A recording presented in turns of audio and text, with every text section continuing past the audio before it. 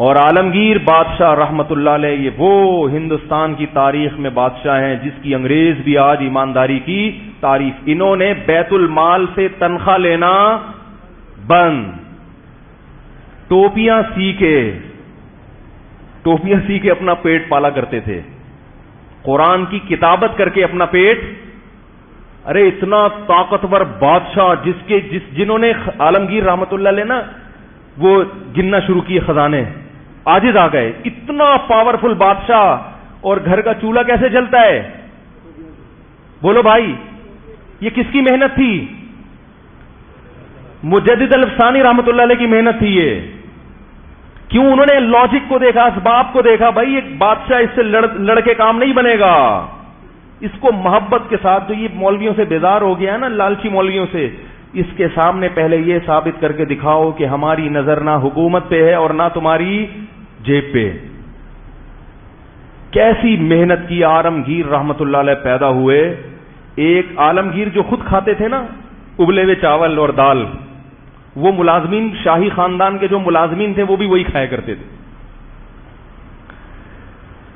ایک دفعہ ایک شاہی جو محل کا ملازم تھا, اس نے وہ دال اور پتہ نہیں پھیکے سے چاول کھائے نا, تو اس کو غصہ آ گیا کہ میں حکومت کا اتنے بڑے منصب پہ آدمی اور مجھے کھلایا کیا جا رہا ہے. غضبناک ہو گیا اور عالمگیر رحمت اللہ علیہ کے پاس لے کر آیا وہ کھانا, اور احتجاج کیا کہ میں آج کے بعد یہ کھانا, بھائی جو صدر کے ساتھ بیٹھتا ہے اس پہ بھی تو کچھ اثرات آنے چاہیے نا. یہ کھانا تو بادشاہ کے ملازمین کا تھوڑی ہے. بھائی گورنر ہاؤس میں بھی دال چاول ملیں گے, تو وہ گورنر ہاؤس کس بات کا ہو گیا؟ تو وہ ایک ملازم آیا کھانا لے کے کہ یہ کھانا میرے حلق میں نہیں اتر رہا. تو انہوں نے کہا اچھا ایسا کرو, یہ کھانا لے کے ہندوستان کی عوام کے پاس جاؤ, پبلک کے پاس, اور بولو یہ ایک نوالا اس میں سے کھایا اور کہا کہ یہ عالمگیر کا بچا ہوا کھانا ہے, اور پھر اس کی بولی لگاؤ. ٹھیک ہے, یہ وہ کھانا ہے جو عالمگیر کے محل میں کھایا جاتا ہے, اس کی بولی لگاؤ. کروڑوں روپے میں وہ کھانا بکا ہے. اس نے کہا میں یہ سوکھا کھانا کھا کے لوگوں کے دلوں پہ حکومت کر رہا ہوں. اتنی محبت تھی عالمگیر بادشاہ کے لوگوں کے دلوں میں, اتنی محبت. اور عالمگیر بادشاہ نے, عالمگیر رحمت اللہ علیہ نے پھر ہندوستان کے قانون کو دوبارہ سے نئے سرے سے مرتب کیا, اسلامی قانون نافذ کیا. کیسے؟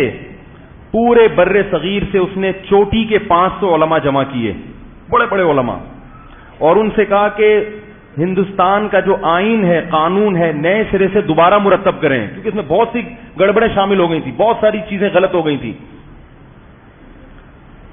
500 علماء نے کئی مہینے کی محنت کے بعد ایک قانون تیار کیا جس کو فتاوی عالمگیریہ کہا جاتا ہے, جس پہ آج آپ کو فیس بک اور واٹس ایپ پہ جس کے خلاف پوسٹیں صبح شام بولو بھائی ملیں گی. یہ 400-300 سال ہندوستان کا قانون رہا ہے. 500 علماء کے اتفاق سے ایک فتاوی تیار کیے گئے, وہ لا کی شکل میں ہندوستان کی عدالتوں میں بولو نا بھائی نافذ کر دیا گیا.